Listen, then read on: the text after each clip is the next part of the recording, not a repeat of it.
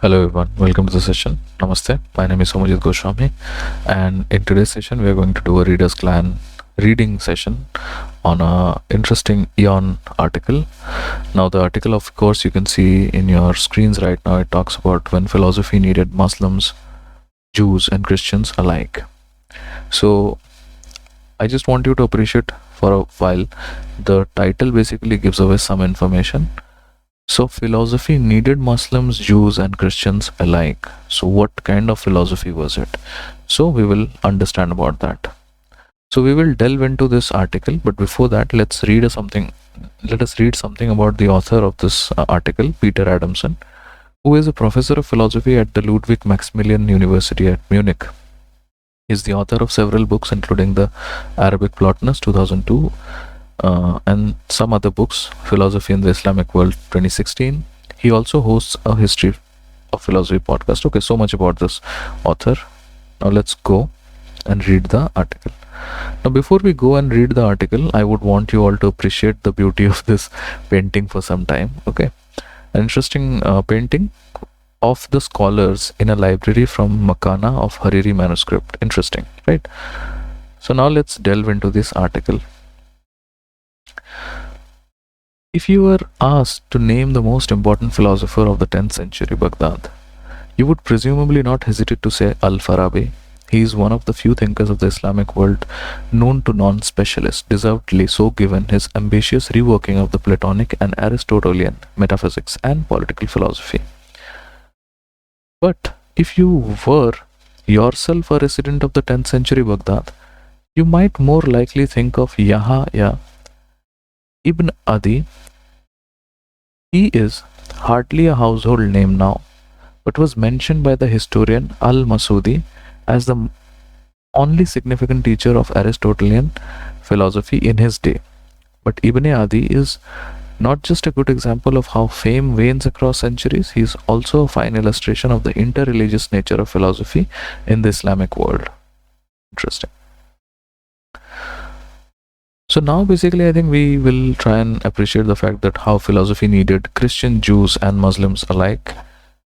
So let's go ahead.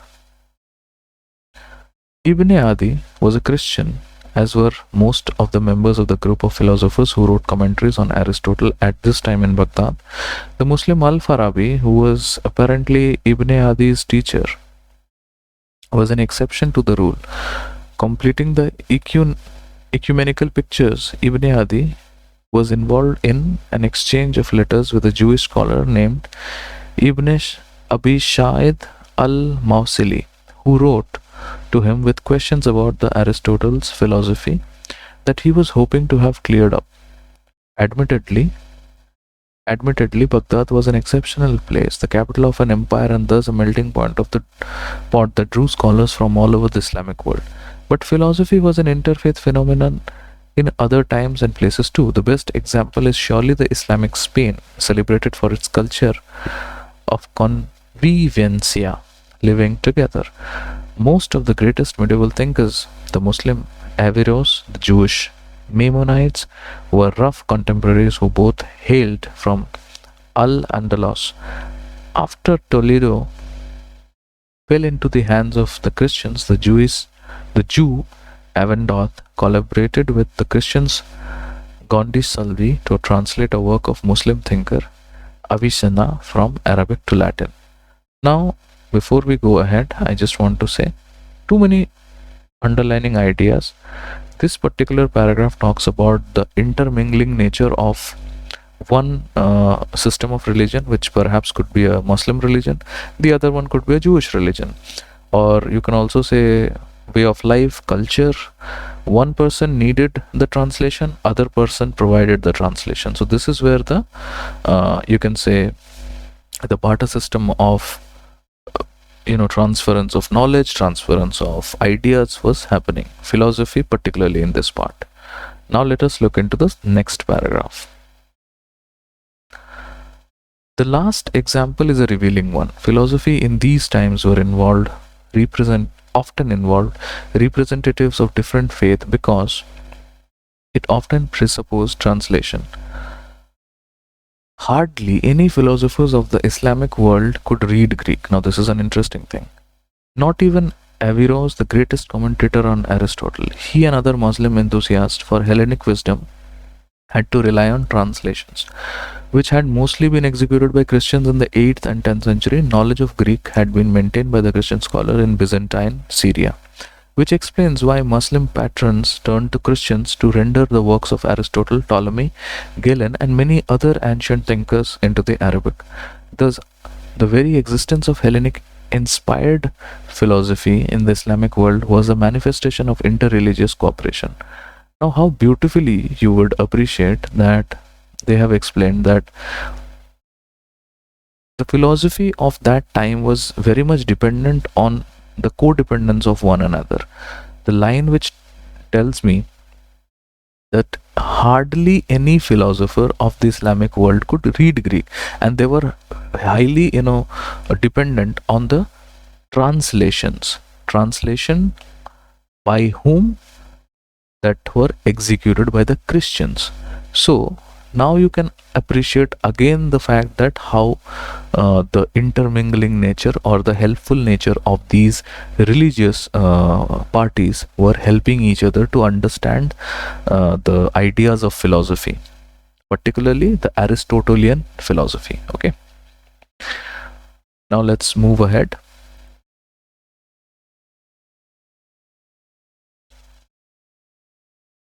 Now, some interesting points. All of which is not to say that Islamic world was free of interreligious dispute. Now, interestingly, that does not mean that there was a dispute free thing. On the contrary, it seems to that one reason those Muslim patrons were interested in Aristotle, okay, was that his logic would give him the tools to keep up with the Christian opponent of the theological debate. A vivid example is provided by Al-Kindi, the first Muslim thinker to draw on Hellenic sources. He wrote a short refutation of the Trinity, which he used Greek logic to argue that God must be Holy One, not one and the three, mentioning the Christian readers should be able to follow the argument given their familiarity with logical concept. A nice twist to the story is that we know of this refutation only thanks to the aforementioned Ibn Adi, who quoted Al-Kindi in order to rebut his attack on the Christian dogma. Okay, so basically what they are saying is that all that glitters is not gold. So basically all that collaboration and everything was not towards a harmonious idea. Basically what they were saying is that the Islamic scholars or the Islamic people or the Islamic world per se, they were using those philosophical dialects by Aristotle or the Hellenic concepts to basically refute some of the ideas of the Christian people. They were also trying. This was more not to do as a dispute. This was not to do some sort of a fight back scheme, but more to do with the Islamic people giving the Christian people a solid debate, or you can say some pointers on a debate of theological basis.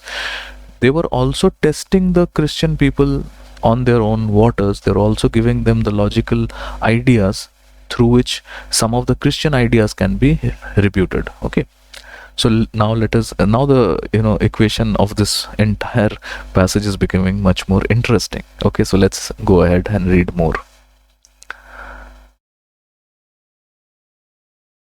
Okay, so now we start from this paragraph. While men such as Al-Kindi were appropriating Greek ideas to defend Islam and attack Christianity, others disapproved of the importation of the same ideas into the Muslim culture. Al-Kindi was appropriating Greek ideas to defend Islam and attack Christianity, please understand.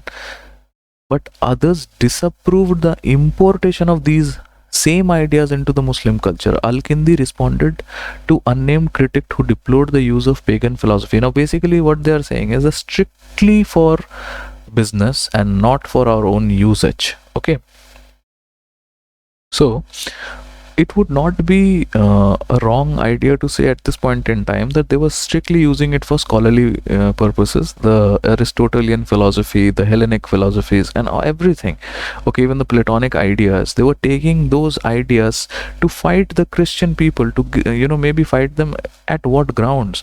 They were fighting the Christian people on the ground of the Trinity. So we will read that ahead. Okay, we already have understood that. So they were fighting the Christian people on the ideas of Trinity. They say that there must be only one person because of this logic. But at the same time, they were giving the Christian people logics, but they were not themselves, the Muslim peoples, they were themselves not usually taking that into their own lives. So they were not taking the logic into their own lives. So they were very much saying, okay, we will use it for scholarly purposes, but we will not take it ahead of that. Okay, that is the meaning of this one. Let's read ahead.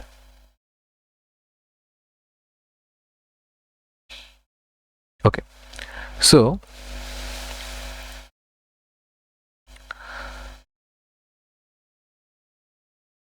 Muslim culture, Al-Kindi responded to the unnamed critic who deplored the use of pagan philosophy, and the founder of Christian Baghdad school got into a public dispute with Muslim grammarian over the usefulness of Aristotle's logic. The grammarian mocked the pretensions of Christian Aristotelians and delighted in pointing out that all his logic had not prevented them from believing that God can somehow be both one and the three. So again, they are attacking the Trinity over there.